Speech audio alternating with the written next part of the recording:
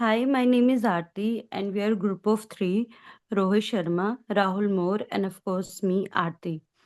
Today, we are going to talk about weather prediction using Veka for healthcare resource planning. And for this, we have prepared some slides. In my first slide, I'm going to talk about the business problem. As you can see in the diagram, we have problem, solution, and mission as well. In my second slide, I am talk about the dataset overview. As you can see in the diagram, we have features and scope, pre-processing decisions, target variable, and mission data. Features and scope.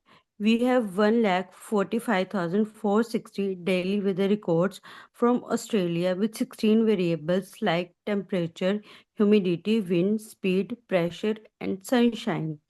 And in pre-processing decisions, we have date and location were excluded to eliminate bias and let the model focus purely on meta-original patterns. And we have target variable and mission data. In the third slide, Hi, my name is Rohit Sharma, and I'm going to present the next slides. The next slide is about experiment design. So as we can see, there are data preparation, evaluation metrics, algorithm testing. So in data was pre-processed by removing location and data fields, handling missing values using Weka defaults, and applying tenfold cross-validation for reliable evaluation. After that, we can see algorithms tested included native Bayes, J decision trees, random forest, and multi-layer Prestone along with k-means clustering as an unsupervised baseline. The next slide is about data validation results. So in this slide, we can see cross-validation shows high overall accuracy but poor in dictation across all models, highlighting bias towards the majority class and limited real-world reliability. So there are five things like algorithm, overall accuracy, rain detection rate, kappa score, and ROC area. So in multi-layer Prestron, we can see 83.9% overall accuracy, and rain detection is 45.6%. Kappa is 0.0451%.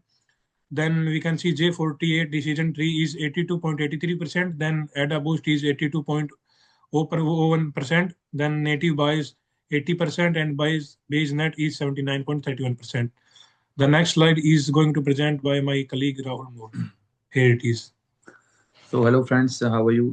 Today we discuss on key visualizations. So in this, the multi-layer perceptrons achieved the highest AUC 0.8313 with a strong early sensitivity, ideal for healthcare focused rain alerts. Clustering visualizations using minimum temperature and average humidity showed that rain events clustered at 15 to 25 degrees Celsius and greater than 70% humidity confirmed there as key predictors for model like multi-layer perceptrons. K-means clustering showed 46.21 percentage misclassifications with clusters overlapping and driven by temperature, not rainfall, highlighting the limits of unsupervised methods. The next is business recommendations. So in this, optimizing rain predictions for safer hospital staffing requires a strategic thresholds adjustment, real-time data integrations, and phased deployment in high-impact areas. So it have two four parts. The number is data integration, threshold strategy, phased deployment, model adoption. So in the data integrations, connect the model to real-time Bureau of metrology feeds and hospital admissions records to create a multi-source decisions system that offsets multi-layer perceptrons 45.6% rain detection limitations. In the threshold strategy, set thresholds to favor sensitivity or specific accepting greater than 40% false positives. This trade-off is cost effective as our staffing losses are for lower than the risks of emergency understaffing.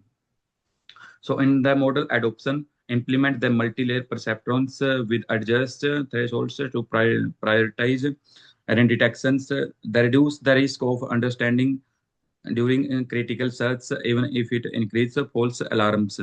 Phase deployment. Begin the emergency departments where weather-driven demand is highest. Use model output to support, not replace human-led planning due to significant false negative note.